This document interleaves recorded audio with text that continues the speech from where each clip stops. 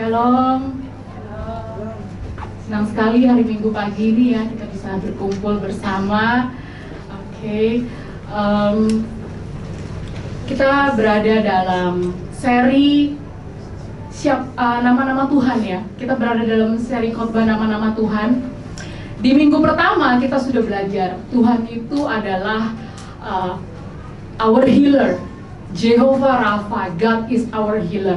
Dan minggu kedua kemarin kita sudah belajar bahwa God is our provider.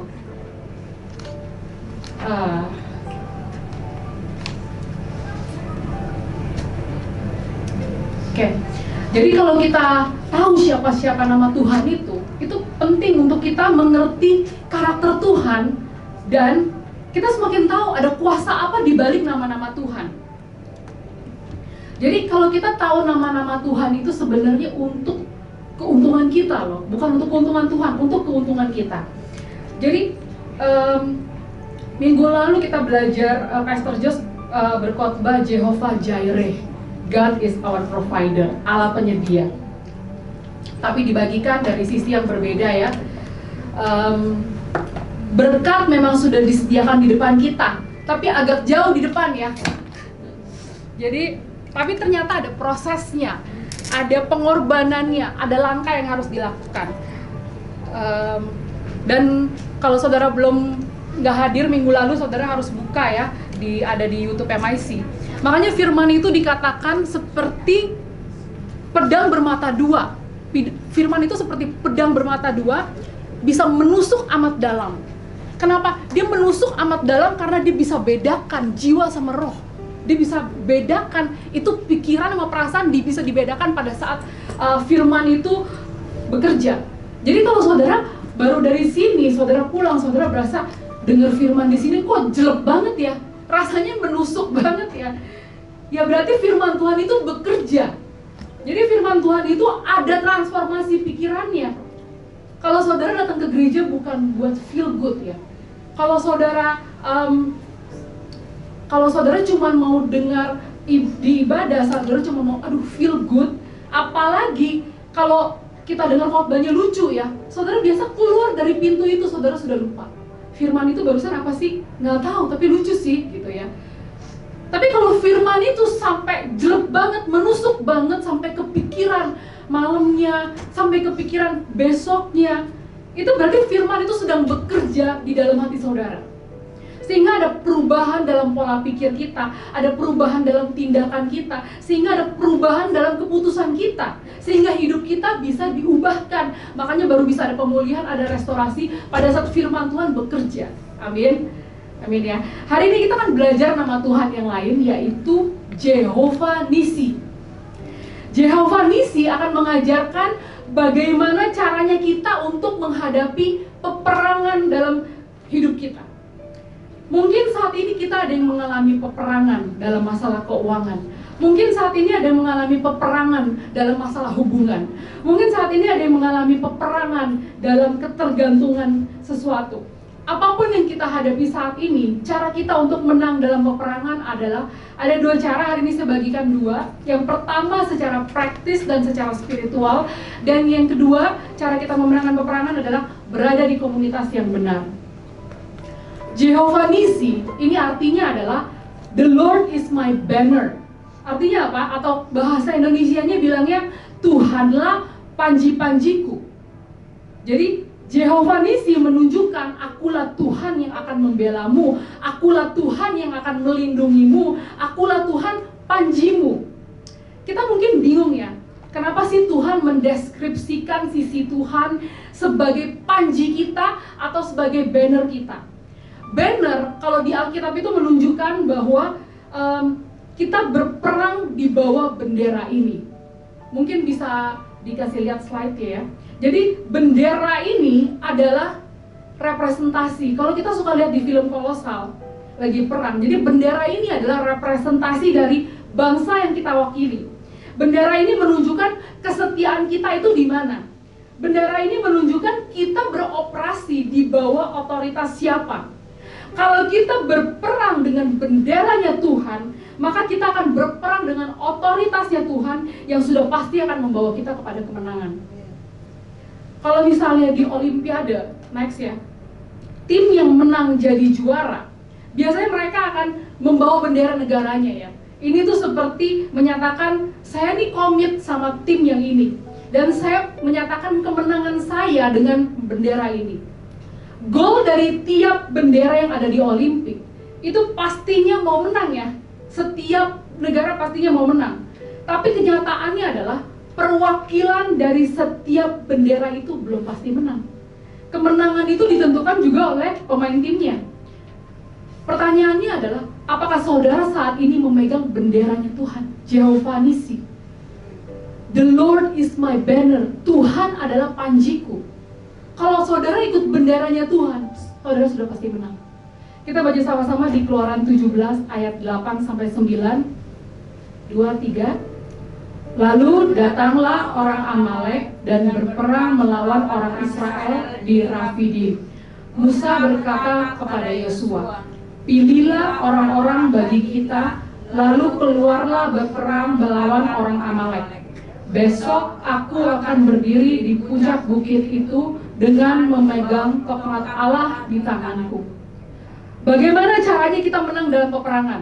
Poin yang pertama, kita berperang secara praktis dan secara spiritual. Di sini dikatakan musuh bangsa Israel itu adalah bangsa Amalek. Bangsa Amalek dikatakan datang untuk berperang. Jadi Amalek ini sebenarnya adalah keturunannya Esau. Jadi sama seperti Yakub dan Esau mereka bertengkar, keturunannya juga konflik. Jadi keturunan Yakub berperang lagi dengan keturunannya Esau. Kita saat ini berada dalam peperangan karena dalam hidup kita pasti ada masalah. Kita saat ini mengalami peperangan karena dalam hidup kita pasti mengalami yang namanya konflik. Amalek ini melambangkan adalah si jahat, setan yang mencoba untuk menjauhkan kita dari rencana Tuhan, purpose Tuhan dalam hidup kita. Jadi Amalek ini seperti simbol, ada sesuatu yang Tuhan ingin ajarkan di sini. Jadi dikatakan kita berperang bukan hanya secara praktis dan spiritual. Jadi tapi juga spiritual. Kalau secara praktis itu maksudnya apa? Secara praktis adalah ada perang nih. Yosua dan beberapa orang pilihan mereka harus ke lembah. Mereka harus bawa pedang mereka. Mereka harus hadapi masalah depan mereka secara praktis. Jadi secara fisik tetap harus bawa pedang. Dan secara spiritual gimana? Secara spiritual, Musa di atas bukit, di puncak bukit bersama dengan dua saudaranya. Dia berperang dengan cara dia naik ke atas bukit dan dia mengangkat tongkat ke atas. Jadi Musa dengan mengangkat tongkat ke atas di atas bukit. Lucunya adalah pada saat Musa mengangkat tongkat ke atas, bangsa Israel menang. Tapi pada saat Musa menurunkan tongkatnya, bangsa Israel kalah. Ini menarik nih, saudara harus lihat, perhatikan ini. Jadi kemenangan yang ada di lembah, kemenangan bangsa Israel yang lagi perang itu nggak ada hubungannya dengan peperangan yang ada di lembah. Jadi kemenangan bangsa Israel itu tergantung dari apa yang Musa lakukan di atas bukit dengan tongkat Allah. Kebanyakan dari kita saat ini kita kalah dalam peperangan kita karena kita lebih lama fight di lembah. Kita lebih lama fight di apa yang ada di depan mata kita. Kita fight tanpa kita fight di atas bukit. Kita coba selesaikan masalah kita dengan kekuatan kita sendiri. Kita usaha begitu banyak hal. Kita cari lewat teman, koneksi, kita cari lewat sosial media, Facebook, TikTok. Kita sibuk hadiri banyak seminar dengan harapan bisa menyelesaikan masalah kita. Di pertolongan Tuhan, itu pun kalau kita ingat. Kita harus ingat, kita berperang bukan secara praktis dengan apa yang di depan kita, tapi kita juga berperang secara spiritual. Kita harus percaya dengan kuasa Tuhan yang bisa membuat kita menang. Kita berdoa pada saat kita di atas bukit, pada saat kita menaikkan tangan kita, kita berdoa, kita kasih petisi kita kepada Tuhan. Apa sih masalah kita? Kita berpuasa untuk supaya kita lebih mengerti apa sih kehendak Tuhan dalam masalah yang saya hadapi.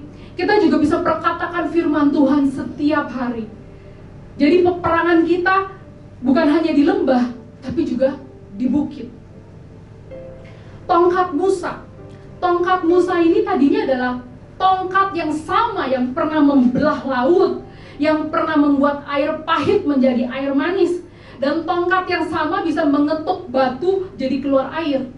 Jadi tongkat ini awalnya adalah tongkat biasa. Setiap dari kita pasti mempunyai tongkat biasa yang apa yang kita punya. Tongkat biasa ini, tapi tongkat yang tadinya milik Musa, Tuhan bisa pakai jadi alat Tuhan untuk menyatakan mujizatnya. Makanya di ayat 9 dikatakan dari tongkat Musa menjadi tongkat Allah. Setiap saudara Tuhan sudah sediakan sesuatu yang mungkin saudara nggak terlalu pikir ini adalah senjata saudara. Saudara cuma lihat ini hal yang biasa, cuma tongkat. Tapi Tuhan bisa pakai itu luar biasa. Tongkat ini adalah sebagai reminder, sebagai pengingat. Pada saat Musa angkat ke atas, dia sebagai pengingat bagi bangsa Israel yang sedang berperang di bawah lembah. Tuhan itu sudah dahsyat, sudah lakukan mukjizat berkali-kali. Tapi mungkin mereka lupa, makanya harus ada reminder. Pada saat tongkat diangkat ke atas, pada saat kita angkat puji-pujian kita ke atas, tidak ada hal yang terlalu besar bagi Tuhan. Tidak ada hal yang tidak bisa Tuhan selesaikan. Kebanyakan dari kita lupa kalau Tuhan pernah memberikan kita kemenangan. Kita suka amnesia, kita tiba-tiba lupa apa sih yang Tuhan pernah lakukan dalam hidup kita. Pada saat masalah datang, kita bersikap seakan-akan Tuhan tuh gak pernah tolong. Kalau kita mau menang dalam peperangan, kita harus catat, kita ingat kembali siapakah Tuhan dalam hidup saudara. Tuhan pernah lakukan apa dalam hidup saudara? Kemenangan apa yang sudah pernah Tuhan berikan? Tuh, saudara harus kasih kesaksian supaya saudara bisa ingat-ingat kembali dulu pernah ngalamin lembah seperti apa. Bagaimana Tuhan pernah tolong. Cerita saudara itu jangan disimpan sendiri.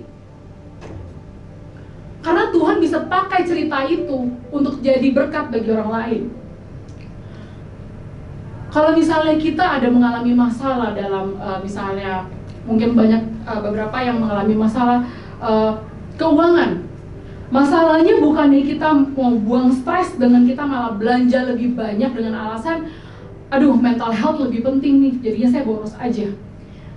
Kalau memang kita ada masalah dalam keuangan, kita belajar untuk mengatur keuangan kita. Pastikan kita tahu prioritas kita. Yang mana untuk Tuhan, yang mana untuk harus dikeluarkan, yang mana yang harus di-save, disimpan kalau masih ada. Setelah itu, kita juga berperang secara spiritual dengan kita panjatkan doa kita. Kita bawa doa kita kepada Tuhan.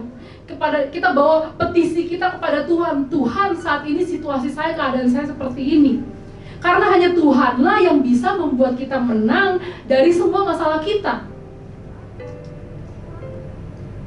Poin yang kedua, berada di komunitas yang benar. Di Keluaran 17 ayat 12 katakan, maka penatlah tangan Musa, sebab itu mereka mengambil sebuah batu, diletakkan di bawahnya, supaya dia duduk di atasnya. Harun dan Hur menopang kedua belah tangannya, seorang di sisi yang satu, seorang di sisi yang lain, sehingga tangannya tidak bergerak sampai matahari terbenam. Tangan Musa itu capek ya, apalagi dia sudah berumur ya. Mesti angkat tongkat begini sampai matahari terbenam. Dia katakan Musa capek jadi turun. Tapi setiap kali dia turun, bangsa Israel kalah. Setiap kali dia naik, bangsa Israel menang. Padahal Joshua di bawah lembah setengah mati, perang di bawah pakai pedang. Tapi ternyata tergantung dari tangan Musa. Jadi ada dua brothernya, Harun dan Hur. Kasihan ya, dia kasih batu, duduk nih si Musa. Udah tua ya, kasihan harus berdiri sampai sore gitu. Yang satu topang tangan kiri, yang satu pegangin tangan kanannya. Jadi job dari dua brother itu cuma pegang tangannya Musa. Kalau kita berperang dengan hal yang sama setiap hari, setiap minggu, sepanjang bulan, sepanjang tahun, kita berperang dengan hal yang sama, kita akan capek.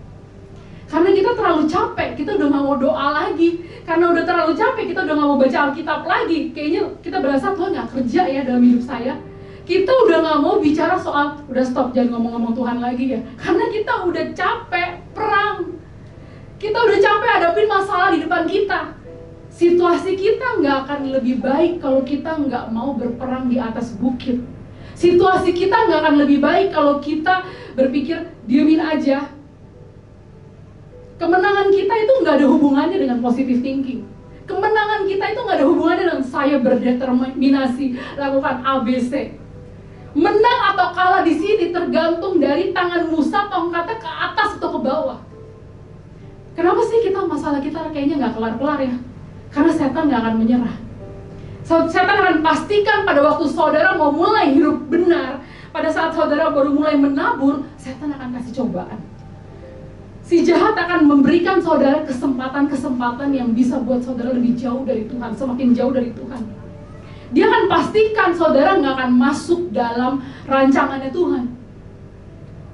Kita bisa capek, makanya kita butuh ada brother atau sister ya, seperti Harun dan Hur, yang bisa bantu kita pada saat kita udah capek berjuang sendirian. Mungkin awalnya saudara pikir, oh saya bisa kok, saya strong, saya kuat. Tapi pada waktu kita hadapin masalah yang sama terus-terusan, kita akan capek. Mungkin ada masalah dengan anak kita, mungkin ada masalah dengan bos kita, atasan kita, mungkin ada masalah dengan teman kerja, mungkin ada masalah di keuangan, mungkin ada masalah di sakit penyakit. Terus-terusan kita pasti akan capek. Saudara butuh anak Tuhan yang mau mendoakan saudara, yang pada saat saudara dari lembah, dia bisa bantu saudara untuk naik ke bukit. Saudara butuh komunitas yang bisa menumbuhkan kerohanian saudara. Komunitas yang benar ini bukan geng saudara untuk breakfast bareng, geng lunch bareng, geng dinner bareng. Banyak anak-anak Tuhan bisa berkumpul, tapi belum tentu kerohanian saudara tuh bertumbuh di sana. Komunitas yang benar ini bukan yang membuat saudara harus keluar begitu banyak uang untuk saudara bisa diterima. Komunitas yang benar ini bukan kalau saudara mulai curhat satu hal, besoknya semua orang tahu. Komunitas yang benar ini bukan yang bisa kasih saran sih, tapi sarannya itu bertentangan dengan firman Tuhan. Komunitas yang benar ini adalah komunitas yang bisa membangun kerohanian saudara, dan yang juga mau pastinya mendoakan saudara. Karena kalau doa orang benar, bukan doa semua orang, doa orang benar besar kuasanya. Saudara pernah nonton ini gak? Pro wrestling ya. Next, ada gambarnya.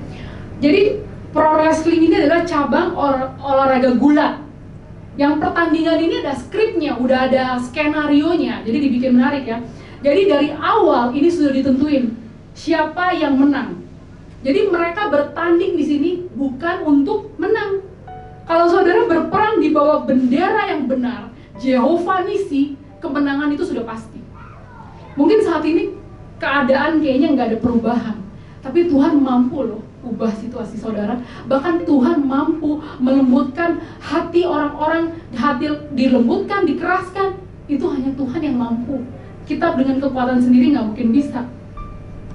Saudara hadapi masalah dengan menggunakan bendera Tuhan, maka akan ada covering. Kan saudara berkomitmen dengan bendera Jehovah Nisi, akan ada covering, akan ada perlindungan Tuhan. Covering ini, perlindungan Tuhan ini nggak buat masalah berhenti datang ya. Masalah akan tetap datang, tapi covering ini, perlindungan Tuhan ini akan membuat kita menang dari setiap masalah yang kita hadapi. Saudara akan punya damai sejahtera yang tadinya nggak punya damai. Saudara akan punya sukacita. Saudara akan punya power untuk saudara jalan terus. Keluaran 17 ayat 15-16, kita bisa baca sama-sama ya. 2, 3. Lalu Musa mendirikan sebuah mezbah dan menamainya Tuhanlah panji-panjiku. Dia berkata, tangan di atas panji-panji Tuhan. Tuhan berperang melawan Amalek turun-temurun. Jadi pada waktu Joshua menang di lembah, menang dari perang dengan menggunakan pedang, dikatakan Musa kemudian mendirikan mezbah. Dia dirikan mezbah dan dikatakan Tuhanlah panji-panjiku. The Lord is my banner. Jadi panjinya dia tadi dia pakai tongkat. tapi diganti dengan bendera karena orang mungkin lebih ngerti ya. The Lord is my banner, Tuhanlah panjiku. Jehovah Nisi. Artinya adalah kalau musuh kita itu berarti musuhnya Tuhan. Kalau Tuhan di pihak kita, siapa berani jadi lawan kita? Jadi kemenangan bisa terjadi. Mungkin musik bisa naik. Tuhan berperang melawan Amalek turun-temurun. Tadi saya katakan ya, Amalek itu representasi dari si jahat, si setan. Dia turun-temurun, dia akan mencoba menjatuhkan anak Tuhan. Karena dikatakan, kalau kita berperang di bawah benderanya Tuhan, Tuhan katakan, aku akan berperang melawan musuhmu. Tuhan berperang melawan Amalek turun-temurun. Kemenangan bisa terjadi. Jadi janji Tuhan adalah pada saat kita berperang di bawah benderanya Tuhan, musuh kita, musuhnya Tuhan. Tuhan akan di pihak kita, siapa berani jadi lawan kita. Jadi kemenangan bisa terjadi pada saat saudara fight di lembah dan juga saudara fight di bukit. Kemudian saudara berada di komunitas yang benar, yang bisa membangun kerohanian saudara. Kita seharusnya berperang menggunakan bendera Tuhan, Jehovah Nisi, dan Tuhan akan menunjukkan yang spiritual bisa mengubah kenyataan saudara. Dan Tuhan yang akan membawa kita dari satu kemenangan kepada kemenangan lainnya. Amin. Oke, sekarang saya mau tutup pakai doa ya.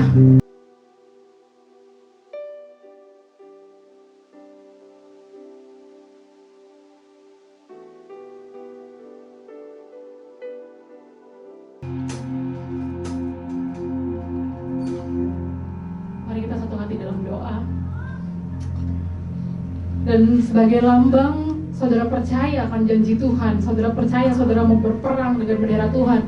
Saya minta saudara untuk mengangkat kedua tangan saudara ke atas.